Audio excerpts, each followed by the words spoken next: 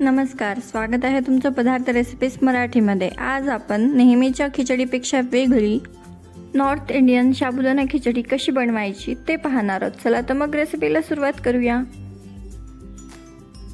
खिचडी करता मी 1 वाटी साबुदाणा रात्रभर पाण्यात भिजत ठेवलेला होता आणि तो आता छान फुललेला आहे। आपण नॉर्मल खिचडीसाठी कसा साबुदाणा भिजवतो तसाच भिजवून घ्यायचा। आता मी हा साबुदाणा थोडा मोकळा करून घेते।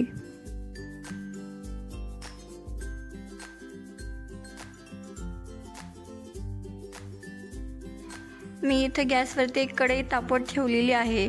त्यात मी घालते 1 चमचा तेल। नॉर्मल खिचडीपेक्षा याला तेल थोडं कमीच लागतं। तेल छान तापलं की आपण यात घालू एक अर्धा चमचा जिरं। जिरं छान फुललं की यामध्ये एक बारीक चिरलेली हिरवी मिरची, त्याचबरोबर अर्धा इंच आल्याचा तुकडा घालू। त्याचबरोबर 1 मोठा चमचा शेंगदाणे घालून त्याला बारीक गॅसवर छान खरपूस होजेपर्यंत परतून घेऊ। इथे हे आपले शेंगदाणे छान परतून झालेले आहेत। इथे आपण टाकणार आहोत 1 चिमूटभर हिंग। थोडंसं परतून घ्यायचं।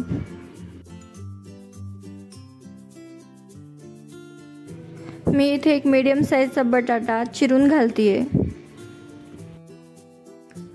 हा बटाटा आपण तेलामध्ये परतून घेऊ।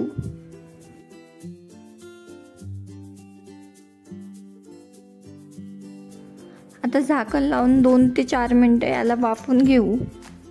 मध्ये मध्ये बटाटा परतत राहायचा म्हणजे सगळीकडून छान शिजतो। 2 ते 3 मिनिटांमध्ये आपला हे बटाटा वाफून तयार होतो। थोडंसं हलवून घेऊ।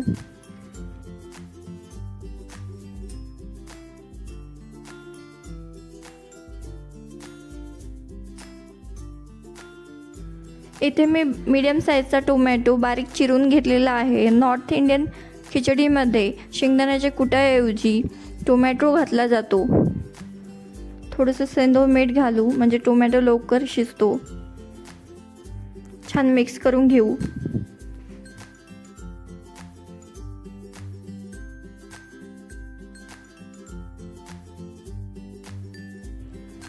यात मी घालते 1 पाव चमचा लाल मिरची पावडर। मिक्स करून घ्यायचं।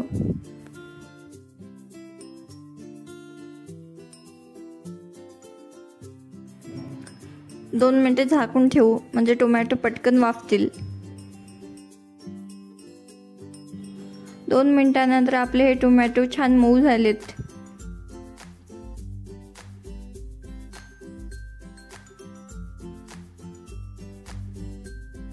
आता भिजवलेला साबुदाणा यात घालू। चवीप्रमाणे सेंधव मीठ घालायचं। सर्व साहित्य छान एकजीव करून घेऊया।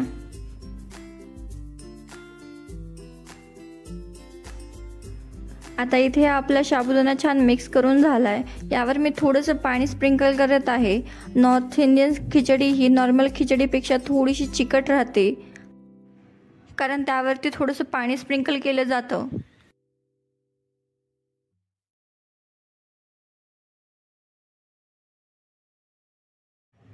मिक्स करून लो फ्लेमवर 3 ते 4 मिनिटे याला झाकण लावून वाफवून घेऊ। मध्ये मध्ये झाकण उघडून काढून घ्यायचं म्हणजे साबुदाणा सर्व बाजूने छान वाफतो। 3 ते 4 मिनिटांनंतर आपली ही नॉर्थ इंडियन खिचडी बनवून तयार आहे।